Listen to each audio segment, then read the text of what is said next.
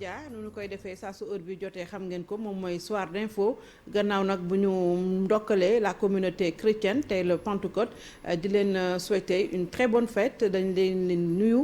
gannaaw le journal de 20h gannaaw le journal de 20h.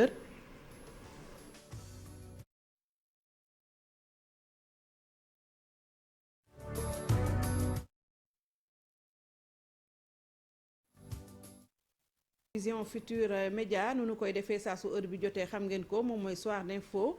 gannaaw nag bu ñu souhaiter une très joyeuse fête à la communauté chrétienne fête de Pentecôte ñu ngi leen di nuyu gannaaw le 20h dinañ fi dalal ki nga xamante ni suñu naataango la di Abdoulaye Wandiaga xam-xamam màcc ci wàllu décentralisation recoupage lan la wundu lan lañ ci war a defaraat acte 1 acte 2 acte 3 de la décentralisation Kër Massar 46e département du Sénégal bëri na coow loolu yëpp dinañ ci waxtaan ak Wandiaga gannaaw le journal de 20h léegi dañuy dalal ki nga xamante ni moom mooy Aldiouma Sow moom mooy chargé des questions électorales parti Pastef moom itam toogal na opposition ba di plénipotentiaire de l'opposition au sein du dialogue politique maa ngi lay nuyu Aldiouma. waaw Binta maa ngi lay fay maa ngi lay jaajëfal ci invitation bi maa ngi nuyu également sénégalais yi nga xam ne ñoo ngi ñuy seetaan di profito rek ci ñëw bi ma fi ñëw ndokkeel suñu parents catholiques yi nga xam ne ci ay bés yi ci la ñu génn ci fête boobu ñuy woowee Pentecôte ñuy ñaan yàlla lépp loo xam ne ñaan nañ ko fa jëm ci jàmm réew mi waaye jëm ci naataange Sénégal yàlla defal ñu ko. Abdoulaye ana Ousmane Sonko mbaa mi ngi tane gannaaw malaise bi mu def keroog. waaw du ñu ne mbaa mu ngi tane parce que comme ni mu ko waxee émotion la rek. Ousmane tey rek maa ngi dégganteeg moom ci téléphone. mu may wax mu may yónni pour ma teewal ko. ci ndaje bi nga xam ne leaderu front bi ñoo ngi ko doon def d'ailleurs fa laa jóge sa ñëw fii. donc ba ñu waxtaanee Ousmane bi ma tàmmoon di waxtaanal wala di ko dégg moom laa dégg tey ci téléphone bi. ñu ciy sant yàlla bu baax a baax a baax. mais gis ngeen ñu bari jàpp woon nañ ni dafa bëggoon def benn genre comme gannaaw bu mu gisee ne xaw na wàcc ci mbir mi nga xamante ni xewoon na fi est-ce que ndax ngeen jàngatee mbir moom ñuy wax dans les réseaux sociaux c'est une autre forme de communication pour redécoller. waaw loolu ñi ko wax wala ñi yaakaari noonu dañoo nekkul ay jegeñaale Ousmane wala ñu nekk ay waajuram waaye ñun ñi nga xam ne dañu ko faral di ko tànn ñun ñi ko miin di ànd ak moom ak ay waajuram ak ay njabootam. ñoom bi ñu gisee loolu démb am nañu leneen lu ñu xalaatee nu dul noonu bu loolu weesoo tamit dégg naa ngay wax naan mbir mi fi jot a jaar dafa am lu mu wàññi ci côté popularité Ousmane dafa fekk ne ànd ak Ousmane mu dem jaale ji ñi nga xam ne seeni jegeñaale ñàkk nañ ci seen bakken wala dafa fekk yëroo sondage bi nga xam ne génn na ci fan yii ñu jógee muy wane que fi ñu toll tey nii bu ñu demoon ci élection ki nga xam ne mooy président Ousmane Sonko moom mooy jël raw gàddu bi donc mu doon loo xam ne yaakaar naa ku xam Ousmane xamewu ko ci caaxaane li nga xam ne mooy image publique am nit la boo xam ne à chaque fois mu génn taxaw en public war a wax war a jëf li ñuy gis mooy jëfin ak waxin bu mat sëkk ak barke donc ñuy waxee noonu yaakaar naa day wane rek ne tey malheureusement ñi ñu sekkal langue politique bi politique tuñu waaye ñoo ngi plutôt ci xastante ñoo ngi plutôt ci boddikante te loolu c'est vraiment malheureux parce que politique wala lu weesu ku nekk ñëw wax sa xalaat ci ni nga xam ne noonu la dëkk bi war a demee bu tànn jotee élection yi électeurs yi tànn ki nga xam ne moom moo leen doy. alors c'est-à-dire que xam ne loolu moo tax ngeen lancer le pacte de Bignona est-ce que la askan wi war nañu mën a xam lan mooy le pacte de Bignona bi ñu lancé samedi passé. waaw le pacte de Bignona du dara loo xam ne rek mooy déggoo wala woo boo xam ne. ñoo ngi ciy woo sénégalais yi woo leen ci li nga xam ne mooy jàmm ak liggéey Sénégal parce que tey li Sénégal soxla te ñun ñu gëm ne ñun waa Pastef ak ñi ñu àndal également ci mouvement M2D bi ma ciy profito di jaajëfal leader yi nga xam ne démb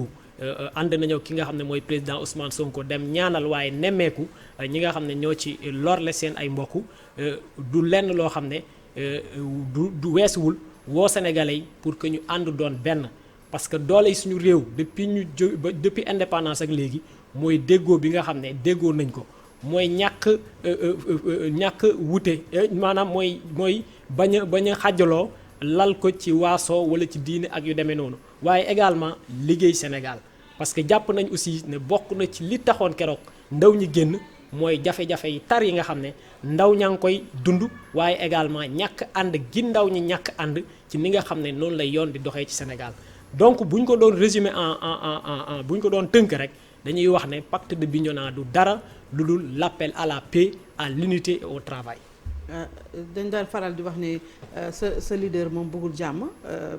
ñu ngi daan wax ñu ngi doon imputer sax une partie de sa responsabilité li fi xewoon mois de mars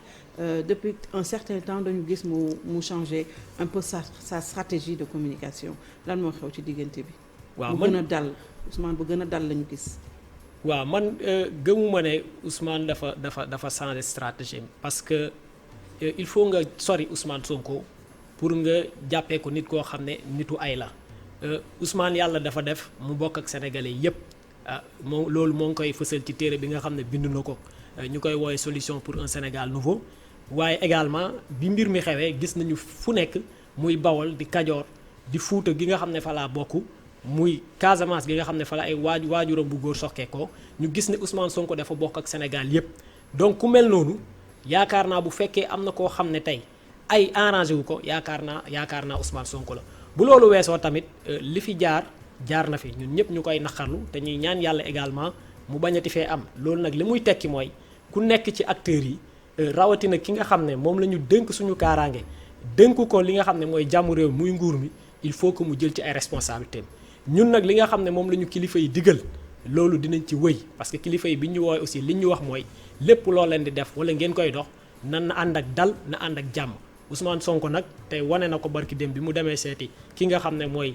xalif général des Mourides muy sëñ Sidi muy Serigne Moustapha Mbacké yàlla na fi yàgg te wër wane na ne nit ku am taalibe la nit ku am déglu la donc ci loolu rek la nekk di dox waaye gëwuma ne stratégie de communication mooy bu gisee loo xam ne àndu ci nguur gi mu taxaw wax ko te nam koy waxee wala bu jàppee ne lii war na koo dox ci askan bi mu dox ko ci askan bi jàpp ma ne foofu changement am na ci. tey la gën a dëgër wala dafa commencé di gën a di oyof parce que dafa mel ni démb gis naa dans la presse ñu ne am na ay départ à Ndiaganiao de hauts responsables qui ont quitté votre parti est-ce que Pastef dafa commencé am ñuy dem wala. waaw yaakaar naa kuy seetlu suñu actualité politique di nga gis ne que ci weer yi li ñu génn. li ñu taxawal ci ay cellules bu matul téeméer jege na ko li nga wax nag maa ak yow ñoo ko gisandoo ci presse bi te mën naa la wax ne tey bi ma xëyee ba fi may wax ak yow nii amul benn panelu WhatsApp wala benn page parti bi wala fenn foo xam ne wax naa fa ak militant mu mooy waxu ay nit ñoo xam ne génn nañ ci parti bi ña ma gis aussi ñu tudd leen ci te ñu am kenn kuñ ciy tudd naan moom moo féetewoo lépp lu jëm ci wàllu élection man mii yor élection ci parti bi mosuma liggéey koo xam ne tur woowu noonu la yor te mu bokk Ndiaganiao nañ fa xam mooy ki nga xam ne mooy Bassirou Diomaye Faye te mu jiite cadre parti bi mooy Diame Faye mi nga xam ne moom moo jiite section ndaw ñi fii ci université Cheikh Anta Diop mooy Waly Ndong mi nga xam ne moom mooy secrétaire administratif u MONEP maintenant nag parti moom buy dox fokk yu mel noonu am ci ñi nga xam ne aussi dañu jóge ci ay élection ñu jóge ci poste boo xam ne moo gën a kawee poste bi ñu am ñu jàpp ne ñoom ni mbir mi demee arrangé wu leen ñu génn loolu mënta ñàkk ci parti waaye li nga xam ne moo tax mbir mi yëngaluñu mooy démission yi ñuy nemmeeku yëpp ay démission la yoo xam ne du judduwul ci wute ci li nga xam ne mooy taxawaayu parti bi judduwul ci wute ci li nga xam ne moom mooy bëgg-bëggu parti bi moom mooy coppite am ci Sénégal te boo xoolee aussi yàlla jàppale nañu dugg nañ ci mbir mi nga xam ne jot na fee jaar mooy événement du 8 mars yi ba génn ci te boo xoolee au niveau de la direction centrale du parti tey la ñu gën a ànd tey la ñu gën a am confiance ci président Ousmane Sonko te yaakaar naa li histoire politique bu Sénégal wane mooy bépp parti d'opposition boo xam ne jaar na ci ay mbir yu mel noonu ba ci cëppaandaw bi li ñuy gis mooy cadre parti bi mooy responsable nationaux parti yi dañuy jël seen ay distance donc li muy wane rek mooy li nga xam ne nguur gi jóg na ko teg ko suñu kaw muy complot boo xam ne tey kenn mënatu koo werante amul lenn lu mu wàññi ci suñu gëm-gëm ne ki nga xam ne mooy président Ousmane Sonko bokk na ci ki nga xam ne ci wàllu éthique ci wàllu bëgg réewam waaye ci wàllu ci loxoom ci ay loxoom yu set ñun jàpp nañ ba fi ñu toll nii ci wàllu politique ci Sénégal mooy ki nga xam ne bu ko réew mi ñamoon peut-être dinañ jóge ci guute gi nga xam ne li ñuy woowee système politique bi moom ñu ci maintenir depuis plus de 60 ans muy système boo xam ne pauvreté la fi indi mooy ñàkk muy système boo xam ne tey bëri na ay femmes yoo xam ne ay soxna yoo xam ne ñoo ngi ñàkk seen dund ci joxe dund ci hôpitaux yi muy système boo xam ne li nga xam ne mooy ay abri provisoire yu lay dugal ay ndawam di leen tàggat système boobu noonu jàpp nañ ne ki nga xam ne tey moo am gis-gis bi moo am intégrité bi moo am compétence bi mooy président Ousmane Sonko te loolu day baax loolu aussi nit ñi bàyyi ci xel parce que tey bu fekkoon tey dañu noté ay démissions au niveau central yéen wax toujours wàllu système te gis nañu anti système boo xamante ne Ousmane Sonko moom la doon njëkk a prôné bi muy soog a ñëw mais gis nañ ko muy ànd ak léegi ñi nga xam ne ci système la ñu bokk ci système bi la ñu bokkoon li fi xew bokk nañ ci am nañ ci bilan bokk nañ ci bilan bi. waaw xam nga loolu. du paradoxe waaw non loolu du paradoxe parce que loolu day fekk yow nga jàppee système bi comme ñi nga xam ne ñoom ñoo nekk tey en place ñun ni ñi nga xam ne noonu la ñuy faram-fàccee système bi mooy xeetu doxalin xeetu gis-gis wala ay loi ak ay règlement yoo xam ne ñoo ngi fi yenn yi ginnaaw bi fi tubaab bi jógee lañ ko fi teg waaye yenn yi mooy yi fi tubaab bi tegoon ñu jàpp ne changer système bi mooy fexe ba yenn xeetu doxalin gi yoo xam ne dafa lalu ci ay loi yoo xam ne dafay dooleel ñenn ci ñi nga xam day dooleel nguur gi ci askan bi wala ci entrepreneur yi wala aussi mu may sañ-sañ nguur gi ci ni nga xam ne noonu la yoon di doxale ñu fexe ba charte yooyu règle yooyu ñu jëlee ko fa waaye jële fi système bi tekkiwul pour ñun ne dañuy topp sénégalais yi di leen joxoñ naan diwa fi nekkoon wala diw mi neexuñu wala diwa fi sàccoon li ak yu demee noonu ñun li ñu jàpp mooy changer système bi mooy jële fi li nga xam ne mooy xeetu doxalin yooyu xeetu pratique yooyu ay réforme yooyu nag ëllëg moo ñuy may ñu am justice boo xam ne képp ku sa loxo laale ci ay guuta wala ci ay luubal ak yu demee noonu bu yoon àtte ba pare kenn du mën a taxaw ne kat kii yoon da koo àtte tëj ko parce que dafa wute gis-gis ak ki nga xam ne mooy nguur gi. alors léegi Ousmane Sonko moom lan moo nekk taxawaayam ci local yi est-ce que candidat la ci mairie de Ziguinchor. waaw fi ñu toll nii nag ci Pastef waxaguñu ay waxu investiture parce que tamit ñun dañu nekk waaw mais xam nga loo gis rek dafa am temps bi. actuellement li nga xam ne ci la ñu nekk. mooy nekk ci li nga xam ne mooy bëgg-bëggu askan bi li askan bi wane mooy. jot na coppite am ci Sénégal tàmbalee ko ci gox yeeg goxaat yi parce que dañoo sonn ci càccum suuf bi dañoo sonn ci mbirum mbënd mi dañoo sonn également ci lëndëm gi nga xam ne ñoo ngi koy dund ci yenn gox yeeg goxaat yi ñu ne nag loolu nañ ci fekki askan bi bañ leen ci fekkee daje ceeg ñoon dañ ne loolu doyul nañu organiser askan bi moo tax boo xoolee suñu parti li ci ëpp ci li ñuy def jamono yi moom mooy installer ay cellules bu ñu ci jógee nag dinañu organiser ay fora ay causerie waxtaan ak askan bi déglu leen ci li nga xam ne jàpp nañ ne ay yoon la yoo xam ne buñ ci jaaree dinañu mën a soppi li nga xam ne mooy dund gu metti gi nga xam ne ñoo ngi koy dund ci gox yeeg goxaat yi bu ñu paree ci loolu nag ci la ñuy xool ci suñu biir waaye ci ñi nga xam ne également ñoo ngi liggéey ak ñoom ci yenn kuréel yi ci biir opposition bi ñan ñoo ciy nit ñoo xam ne remplir nañu ay critères cet waanaam ci wàllu intégrité waaye am nañu compétence bi waaye seen trajectoire politique wole na ne ñii kat bu ñu leen tegee dinañu mën a indil li nga xam ne mooy opposition bi ndam ci fi nga xam ne fa la ñuy dem di jongante nguur gi. parce que waa M2D wala yéen a ngi ci M2D non. écarté wuñ ko li ma wax léegi la parce que tamit M2D ay góor ñoo fa nekk ay nit la yoo xam ne tey bëriwu ci ñoo xam ne tey mën nañ leen a mën nañ ne kat te jàpp nañ seen loxo ci ñuy def naka su dul noonu buñ ci tolloo rek ak fépp fu mu mënti nekk. parce que li amal solo waa Pastef c'est pas forcément nit ki nga xam ne moom mooy nekk ci kanam waaye li amal solo waa Pastef mooy bu ñu defee élection yi ba ca ngoon sa li nga xam ne mooy changement bi askan bi bëgg te mu wane ko ci di ci dox mu nekk jour boobu mu nekk la victoire du changement. mais yéen déjà date bi ñu jàpp pour élection yi amul consensus lan moo ciy gis-gisu Pastef déjà. waaw déjà dañuy naqarlu li nga xam ne noonu la nguur gi doxalee foofu parce que jàpp naa ne doxalin bu mel noonu. moo ñu yóbbu ci dialogue politique bi nga xam ne dem nañ fa te mu taw a jeex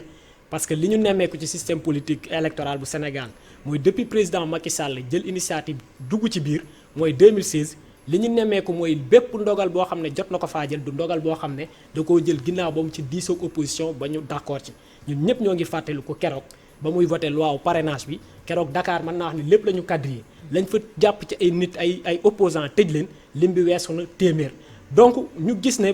ba mu ñu woowee nag ñu yaakaar ne kat woo bi mu ñu woo day tekki ne moom doxalin bu mel noonu kat bàyyi na ko pare na pour waxtaan ak opposition bi waaye boo leen xoolee ci moment bi nga xam ne ñun ñoo ngi waxtaanee pour wut date boo xam ne buñ ko amee dinañu permettre ñu bañ a laal élection législative yi yooyu di ñëw ci le président de la république ginnaaw ba mu tukkee bitim réew ñibbisi tëju ci biir palais jël ndogal ne élection yi dañ koy yóbbu en janvier 2022 donc te li taarixu élection wu Sénégal wane mooy depuis 92 ba léegi mooy jamonoy président Abdou Diouf jaar ci président Abdoulaye Wade lépp loo xam ne ay coppite la yu ñu war a indi ci processus électoral bi pour que opposition bi li nga xam ne yoon may na ko ci wàllu sañ-sañ pour surveillance mais également li nga xam ne mooy wàll wi yenn kuréel yi war a am ci biir processus électoral bi lépp dañ ko waxtaane mais malheureusement ci nguuru président Macky Sall la ñu nemmeeku ne dogal yi nga xam ne yu ëpp yoo xam ne jël na ko ci ak ni muy doxale ay ndogal la yoo xam ne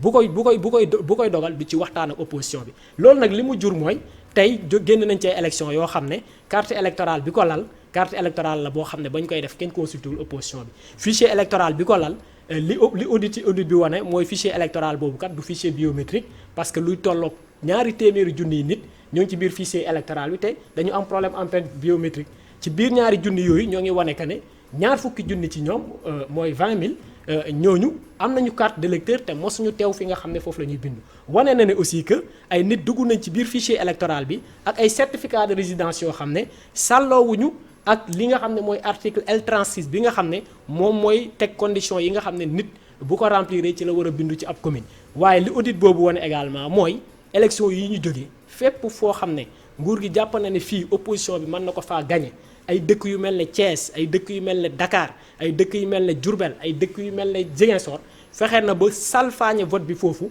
ba li nga xam ne moo waroon a voté ci ay limu sénégalais voté wuñ ko fa. alors que mais sauf que auditeurs yi nee nañu le fichier est quand même fiable à presque 100% sauf quelques imperfections. waaw xam nga déjà da nga may permettre ñu ñaawlu li nga xam ne noonu la auditeurs yi doxalee ci liggéey bi ñu leen sant. c'est pas parce que dañoo taxaw ne mbir mi dafa fiable moo tax ñuy ñaawlu loolu. il faut que sénégalais yi xam ne auditeurs yi li ñu leen santoon ñu war ko doxale noonu du noonu lañ ko doxale waaye li ñu wane malgré ça li nga xam ne moo nekkoon suñuy njort yu ñaaw ci mbir mi ñoom ci bi ñu liggéey ba pare dañ koo wane loolu li muy tekki nag mooy ñun en réalité bi ñuy dem ci audit bi demuñu ci pour am luñ ciy wër parce que la ñu ta njortoon yëpp ba auditeurs yi defee ba ñu defee seen liggéey ba pare dañ ko faa nemmeeku waaye dama jàpp ne fi mu nekk nii du loolu moo ëpp solo ci mbir mi ñun bi ñuy dem ci dialogue politique bi nañu ne kat ñun de ginnaaw bi ñu jógee ci élection bi nee nañu lii ak lii doxul waaye nguur gi duñu ko nangul nañu dem wuti ay nit ñoo xam ne faruñ ci nguur gi léegi lu ñu wax ñu fexe xool ci loolu noonu ya naka la ñuy wutee ay pexe pour que li ñu jot a dund ñu bañ koo dund moo tax fi mu nekk nii jàpp naa ne ñun ñëpp tey li ñuy xaar ci ñun mooy le sens des responsabilités. audit bi yéen a demandé audit mais bi auditeurs yi ñëwee soxla tase ak opposition bi da ngeen a bañ a rencontrer les auditeurs. problème waaw loolu auditeurs yi la mais xam nga affaire bi dafa liggéey bi ñaari liggéey la loolu audit bi la. li ngay wax noonu du audit bi c'est en réalité expert évaluation bi la. lu tax ngeen bañ a rencontrer. waaw li may wax foofu mooy jot nañ leen a rencontrer déjà fi may wax ak yow nii. siège u taxawu Sénégal laa jógee. ànd ak leaderu ñi nga xam ne ñooy front de résistance nationale mooy ñoom président Khalifa Sall premier ministre Abdoul Mbaye jot nañoo waxtaan ak ñoom presque luy tolloog 2 waxtu. donc jot nañ leen a waxtaan mais li ma wax la rek dama ne. tey audit am na évaluation bi léegi mu jeex yàlla def na muy audit bi ñu yaakaar aussi ci évaluation bi ay recommandation dina fa tukkee li nga xam ne moom la ñuy xaar ci nguur gi mooy lépp loo xam ne tukkee na fa ci recommandation nañu fexe ni président Abdoulaye Wade defoon en janvier 2012 maanaam mu demander à ce que recommandation yi tukkee ci auditu février 2010 bi yépp nañ ko def ci biir li président Abdou Diouf defoon en 92 mu ne ubbi naa ay waxtaan lépp lu fa tukkee ci ay conclusion dinaa ko jàllale assemblée te kenn du ci changer virgule tey ci loolu la ñuy xaar président Macky Sall dëgg la audit bi confirmé na li nga xam ne mooy suñuy ay njort yi ñaaw yi amoon ci fichier électoral bi waaye aussi audit bi def na ay recommandations yoo xam ne ñun jàpp nañ tey bu ñu ko doxalee dina indi coppite bu rëy dina indi ay amélioration ci processus électoral bi moo ngi mel ne par exemple li tubaab bi di wooye la dématérialisation de l'information électorale moo lay permettre tey yow Binta bu amee coppite bu am ci sa résidence électorale fi nga doon voté fi nga toog lay jot benn SMS notification bu lay wan ne Binta de yow fii nga doon voté waaye léegi centre nangam ngay voté loolu dinañu permettre par exemple junniy nit yi nga xam ne voté wuñu Touba voté wuñu Dakar voté wuñu Thiès parce que tout simplement dañoo am ay duplicata te kenn waxu leen ne am ngeen ay cartes yu bees ñu mën a xam par exemple que am nañu ay cartes yu bees li ñuy wax ci article 31 yi te nguur gi sukkandiku ci pour génne ki nga xam ne mooy président Khalifa Sall ak président Karim Wade ci li nga xam ne mooy jeu politique bi mu ne nañu conformer article 31 yooyu ak constitution bi waaye également ci doxalin yi nga xam ne ñoo mucc ayib ci wàllu démocratie ci bitim réew loolu yaakaar naa aussi ab recommandation la boo xam ne buñ ko jëfee dinañ am ay solution yoo xam ne ñëpp dinañ ci gis seen bopp donc tey ñun waa opposition bi taxawaay boobu la ñu am parce que dañu ne en réalité définitivement askan bi moo ñuy yónni te askan bi li mu bëgg mooy ñu wane suñu mat pour ñu am ay kuréel ay jumtukaay ay charte yoo xam ne buñ ci doxalee élection yi bu ñu paree kenn du ko contesté. mais keroog justement askan wi bi problème bi amee Ousmane Sonko gis nañ ne président moom dafa décrypter autrement xale yi génn ci mbedd mi ne dañoo soxla liggéey léegi nag génnee na vraiment solution 450 milliards sur 3 ans 85 milliards plus 65 000 emplois ay pôle emploi ay guichet unique est-ce que jàpp ngeen ne quand même effort am na ci wàllu woowu ci wàllu problématique de l'emploi des jeunes. waaw xam nga président bu amee yéene ne day saafara li nga xam ne mooy problème mu ndaw ñi ci wàllu xëy loolu yéene boobu bu ko amee dañ koy rafetlu waaye nag li nga xam ne moom la def képp kuy économiste bu sérieux xam na ne li mu def ce sont des solutions conjoncturelles maanaam saa fajul góom bi